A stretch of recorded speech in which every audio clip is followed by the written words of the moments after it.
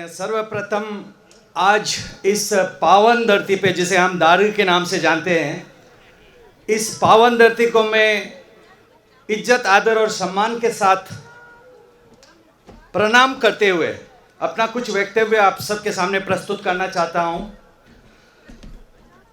आज सबसे पहले तो मैं श्रीमती न्याबी जीनी दीक्षित के जो काबिलियत है, जो खासियत है, उस पर मैं पहले चर्चा करूंगा। मैं ये कहना चाहता हूं कि farmer honourable minister Shri इकेन Riva जी, जो हमारे लॉ एंड जस्टिस के मिनिस्टर थे, farmer honourable minister Shri Gojen गादी जी, जो हमारे पीडब्ल्यूडी के मिनिस्टर थे, जिन्होंने दो चुनाव आपस में लड़े थे, लेकिन न्याबी जीनी दीक्षित में एक ऐसी खासियत है कि आज गोजेन गादी जी और इकेन रिवा जी भी एक ही मंच में आपस में गले लगाकर अपने गिले शिकवे भूलकर आज श्रीमती न्याबी जीनी दीक्षित को अपना समर्थन दे रहे हैं। ये एक श्रीमती न्याबी जीनी दीक्षित की एक खासियत है। और दूसरी खासियत ये है कि इस बीच हमारे श्री दोतुम सोरा जी भी मौजूद है, जो कि एक ज़माने में श्री गोजेन गादी के साथ उनका भी चुनाव में तकरार हुआ था, लेकिन आज दोतुम सोरा जी भी अपने पुराने बातों को भूलकर श्रीमती न्याबी जीनी दीक्षित के समर्थन में लग गए हैं और हमारे भारतीय जनता पार्टी के वो स्टेट के सेक्रेटरी भी है। आज बहुत महत्वपूर्ण ओहदे पे बैठे हुए भारतीय जनता पार्टी के। तो इसलिए मैं ये कहना चाहता हूँ कि ये जो हमारे जो सम्मानित अतिथिगण इस वक्त डाइस पर बैठे हुए हैं, मैं माफ़ी चाहता हूँ, वक्त का तकाजा था इसलिए आप लोगों का एड्रेस में नहीं ले पाया, क्योंकि एड्रेस लेने के लिए हमें मना किया गया था, क्योंकि समय हम लोग के पास कम है। तो देखिए, आप हमारे बीच उपस्थित है retired chief engineer, retired directors, retired deputy commissioners, तमाम हमारे रिटायर्ड एजुकेशनल ऑफिसर्स। इनके जो विवेक है, इनके जो ज्ञान और इनका अनुभव श्रीमती न्याबी जीनी दीक्षित के साथ है। श्रीमती न्याबी जीनी दीक्षित के ऊपर कोई आरोप लगाया नहीं जा सकता है, क्योंकि सी इज ए न्यू कमर, वो नया चेहरा है, सी इज ए न्यू फेस। उनके ऊपर कोई इल्ज़ाम नहीं लगाया जा सकता है। उनके ऊपर एक ही इल्ज़ाम इस वक्त लगाया जा रहा है, वो है मनी कल्चर को बढ़ावा दे रही है। लेकिन मैं पूछना चाहता हूं उन लोगों से जो इस इल्ज़ाम को लगाया जा रहा है, क्या मंच पर उपस्थित जितने दिग्गज है, जितने बड़े बड़े रिटायर्ड ऑफिसर्स है, जो वेल सेटल्ड है, उनके पास किसी चीज़ की कमी नहीं है? क्या मनी कल्चर द्वारा उन्हें खरीदा जा सकता है? इन लोगों के चेहरे आप देखिए। तो ये बेबुनियाद इल्ज़ाम लगाया जा रहा है हमारे उम्मीदवार पर, कैंडिडेट पर। तो मैं कहना चाहता हूं कि श्रीमती न्याबी जीनी दीक्षित ने एक एक तिनके इकट्ठे करके एक आशियाना बनाया है, एक एक ईंट जोड़ करके एक भारतीय जनता पार्टी लपारादा के जो घर है उसे मजबूत किया है। कल उस घर में कोई अनजान व्यक्ति घुस के उस घर को कब्जा कर लेगा और श्रीमती न्याबी जीनी दीक्षित को घर से बेदखल कर देगा। क्या इस चीज को लपारादा डिस्ट्रिक्ट के जनता कभी डाइजेस्ट कर पाएंगे? नहीं कर पाएंगे, क्योंकि ये केवल श्रीमती न्याबी जीनी दीक्षित के खिलाफ अन्याय नहीं होगा, ये अन्याय हम तमाम लपारादा डिस्ट्रिक्ट के जो इस वक्त न्याबी जीनी दीक्षित के पीछे खड़े हैं, हम सभी के साथ अन्याय होगा। जिस खेत को हल हमने चलाया है, जिस खेत में पसीना हमने बहाया है, जिस खेत में मेहनत हमने किया है, और उस खेत का फसल पकने का वक्त कोई और आके फसल काट के ले जाएंगे, क्या उसे आप कभी बर्दाश्त करेंगे? जो मेहनत किए है श्रीमती न्याबी जीनी दीक्षित ने, फसल भी श्रीमती न्याबी जीनी दीक्षित को ही काटना चाहिए। तो इसलिए मैं कहां तक ये समाचार सच है या गलत है, इस पर तो मैं टिप्पणी करना नहीं चाहूंगा, लेकिन अफवाहों का बाजार गर्म है कि कुछ ही दिनों में हमारे आदरणीय एमएलए साहब भी एनपीपी के दामन छोड़ के भारतीय जनता पार्टी में, यानी कि हम सभी के साथ शामिल होने वाले हैं। लेकिन मैं पूछना चाहता हूं ये जो 2019 के हम भारतीय जनता पार्टी के जो टीम है, किसी कारणवश हम चुनाव हार गए थे 2019 में, वो बात अलग है। लेकिन उस वक्त के भारतीय जनता पार्टी के जितने भी कार्यकर्ता है, भारतीय जनता पार्टी के जितने भी मतदाता है, जितने भी सपोर्टर है, उनका साथ अत्याचार करने में आज के मौजूदा एमएलए कोई भी कसर नहीं छोड़ा है। भारतीय जनता पार्टी के कार्यकर्ताओं के मुंह से निवाला छीना गया है। जो काम हमारे आदरणीय गौजन गांधी जी के लास्ट टेन्यूर के कुछ स्कीम्स सैंक्शन किए गए थे, और जिस स्कीम्स को गौजन गांधी के कुछ सपोर्टर्स करने जा रहे थे, उस स्कीम्स को उन लोगों से छीना गया। एक एक को चुन चुनकर जिन्होंने भारतीय जनता पार्टी को 2019 में साथ दिया, उस परिवार के बच्चों को ट्रांसफर किया गया। क्या ये बदले की भावना, जो रिवेंज पॉलिटिक्स खेला गया था हमारे मौजूदा आदरणीय एमएलए साहब ने, क्या इसे आप लोग सही मानते हैं? तो देखिए, जिस भारतीय जनता पार्टी को समर्थन करने का सजा हम लोगों को दिया, आज उसी पार्टी में शामिल होने के लिए बेचैन हो रहे हैं हमारे एमएलए साहब। ये कितनी बड़ी बात है, कितनी सोचने लायक बात है। इसलिए मैं आप सभी से ये कहना चाहता हूं कि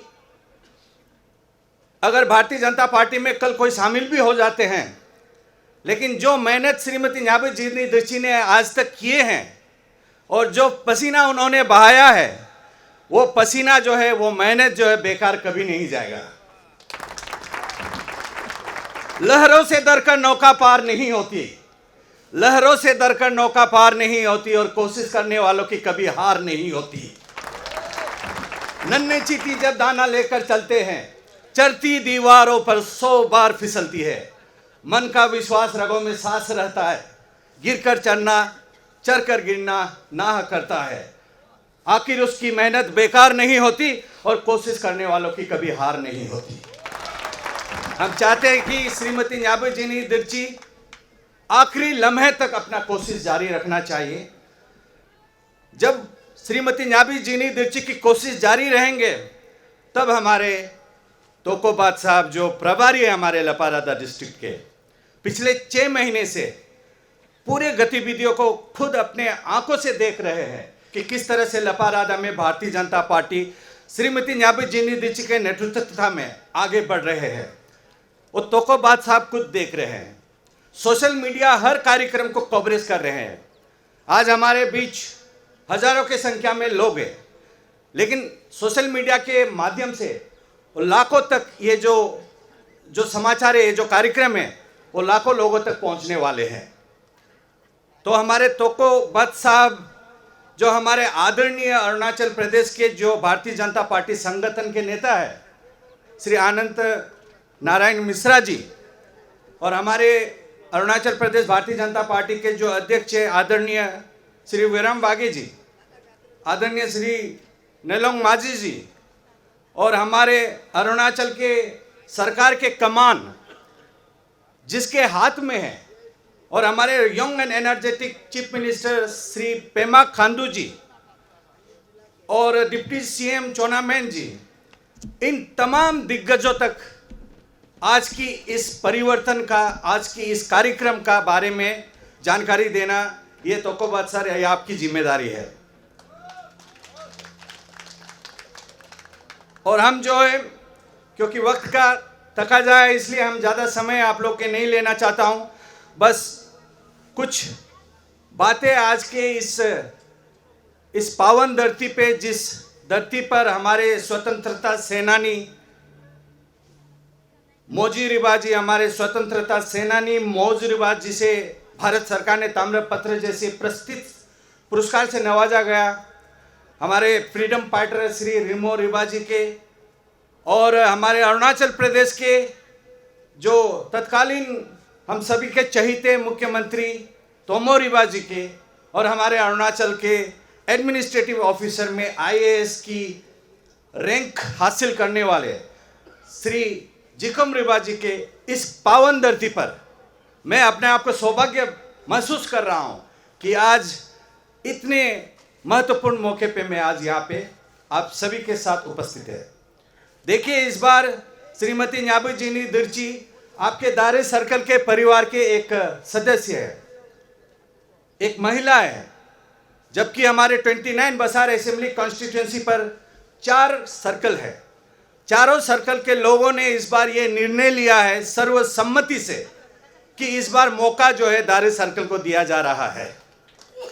तो दारे सर्कल के जितने तमाम जनता को मैं भी निवेदन करना चाहता हूँ कि ये आपके लिए एक सुनहरा मौका है। इस मौका को आप लोग मत गवाइए, क्योंकि ये मौका बार बार नहीं आएंगे। तो इसलिए तमाम जो लोग आज यहाँ पे उपस्थित नहीं है, दारे सर्कल के जो लोग हैं, उन्हें भी मैं सोशल मीडिया के माध्यम से सभी से मैं प्रार्थना करना चाहता हूं कि आप लोग भी जरूर अपना समर्थन श्रीमती न्याबू जिनी दिर्ची को दीजिएगा। श्रीमती न्याबू जिनी दिर्ची को समर्थन देने का 3 मुख्य वजह है। अगर कोई पूछा जाए कि क्या कारण है, 3 वो कारण बताए जिसके लिए हम श्रीमती न्याबू जिनी दिर्ची को समर्थन दे रहे हैं। मेरे ख्याल से सबसे पहला कारण ये है कि आज तक गालो समुदाय में किसी महिला को विधायक बनने का मौका नहीं मिला, और आज श्रीमती न्याबू जिनी दिर्ची एक गालो समुदाय के पहला विधायक बनने जा रही है।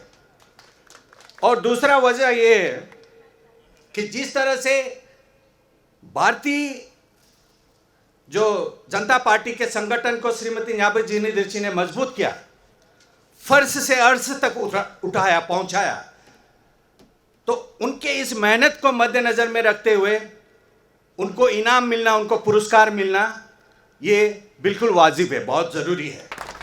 और तीसरी बात ये है कि जो हमारे महिला सशक्तिकरण, जो सरकार ने जो महिला आरक्षण बिल पास किए हैं, महिला सशक्तिकरण के अनुसार भी आज श्रीमती न्याबू जिनी दिर्ची अगर राजनीति में कदम रखा है तो भारत की संविधान भी उन्हें इजाज़त दे रहे हैं कि आप लोग भी आइए, राजनीति में आप लोग भी प्रवेश कीजिए, आपके भी जगह स्थान राजनीति में हम लोगों ने सुरक्षित करके रखा हुआ है। तो इसलिए मैं तो ये कहूँगा कि श्रीमती न्याबू जिनी दिर्ची के साथ भाग्य भी, किस्मत भी, तकदीर भी साथ दे रहे हैं। वो किस लिए दे रहे हैं? क्योंकि लपारादा डिस्ट्रिक्ट के फर्स्ट जेडपीसी बनने का उन्हें सौभाग्य प्राप्त हुआ, और उनके जो इतिहास में उनका नाम दर्ज होगा लपारादा डिस्ट्रिक्ट के फर्स्ट जेडपीसी के हैसियत से। कल 2nd, 3rd, 4th, 5th आ सकते हैं, वो बात अलग है। और दूसरी बात, एक महिला होने के नाते, एक गालो समुदाय के, एंटायर गालो कम्युनिटी के फर्स्ट एमएलए के तौर पर वो हम सबको नेतृत्व करने वाली है। एज एन एमएलए ऑल्सो वो गालो समुदाय के she will be the first MLA. तो दूसरा इतिहास रचने वाले हैं। और तीसरा इतिहास रचने वाले इसलिए है क्योंकि अगर इस वर्ष हम श्रीमती न्याबू जिनी दिर्ची को 2024 में विधायक के तौर पे चुनते हैं, तो इस बीच जो implementation of women reservation bill तब तक लागू हो जाएंगे।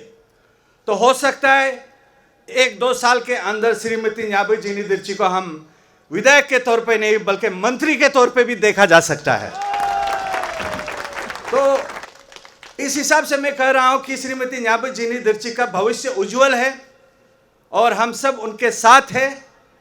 बस हम प्रार्थना करना चाहते हैं हमारे आदरणीय मुख्यमंत्री जी से और हमारे आदरणीय जो संगठन के, अरुणाचल प्रदेश के और हमारे भारत के, भारतीय जनता पार्टी के संगठन के बड़े बड़े नेताओं से, बस आज के इस मंच के माध्यम से मैं यही निवेदन करना चाहता हूं कि जनता जनार्दन दिर्ची मैदान के साथ है और भारतीय जनता पार्टी के संगठन केवल आप दिर्ची मैदान के साथ दीजिए, आप उन्हें टिकट दे दीजिए, बाकी काम हम लोग संभाल लेंगे। बस इन्हीं चंद शब्दों के साथ मैं अपने वक्तव्य को यहीं पर विराम देना चाहता हूं। आप सभी का बहुत बहुत धन्यवाद।